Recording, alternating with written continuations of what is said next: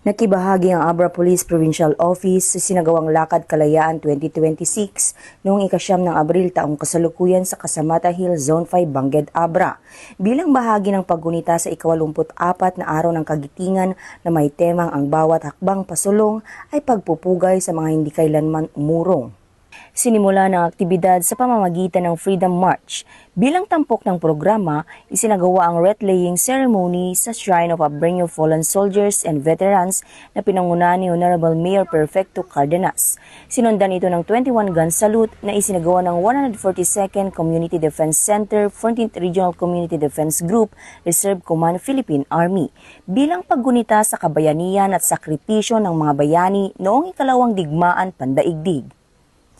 Ang nasabing aktibidad ay pinangunahan ng Philippine Army, katuwa ang local government ng Bangged sa pangangasiwa ni Honorable Mayor Perfecto B. Cardenas, Local Chief Executive of the Municipality of Bangged, kasama ang Abra PNP na pinasimulan ni Police Lieutenant Colonel Jetro O. Muog, Deputy Provincial Director for Administration, sa ilalim ng pangangasiwa ni Police Colonel Charles L. Dumalig, Provincial Director, na inorganisa ng 142nd Community Defense Center sa pamumuno ni Major Jesse B. Adon, OS Philippine Army Director, Lieutenant Colonel Ferdinand A. Baluyot, Commanding Officer ng 50 IB 5ID Philippine Army, Lieutenant Colonel June P. Aguyos, Commanding Officer ng 142nd RRIBN at ang World War II Veterans.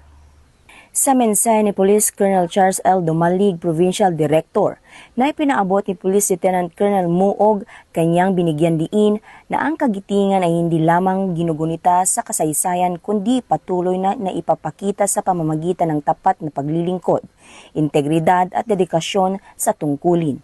Katapangan, sakripisyo at pagkamakabayan na ipinamalas ng mga veterano at mga bayani ay nanitili bilang isang pangmatagalang pamana para sa mga susunod na henerasyon. At binigyan din nito ang kahalagahan ng pag-alala sa mga kwento ng mga nagtanggol sa bansa upang ang mga katangiang pagmamahal sa bayan, katatagan at serbisyo ay patuloy na magbibigay inspirasyon sa mga Pilipino ngayon at sa mga susunod na taon. Dagdag pa niya na nanatiling matatag ang pangako ng Abra PPO na itaguyod ang mga pagpapahalagang ipinaglaban ng mga bayani, kalayaan, katarungan, kapayapaan at dignidad ng bawat Pilipino ngayon at sa mga susunod pa na taon.